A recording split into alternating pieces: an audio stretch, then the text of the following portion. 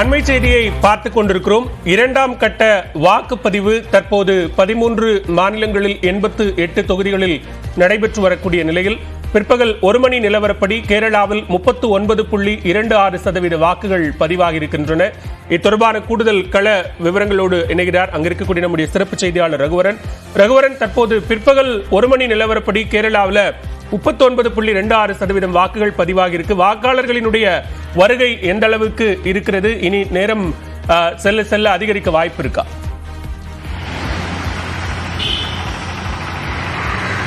கேரளாவில் 20 மக்களவை தொகுதிகளுக்கான தேர்தல் காலை 7 மணியிலிருந்து தொடங்கி நடைபெற்று வருகிறது. தற்போது வரை பார்த்தீங்கன்னா குறைஞ்சபட்சமாக ஒரு 40% வாக்குகள் பதிவாகி இருக்கிறது என்று சொல்ல வேண்டும்.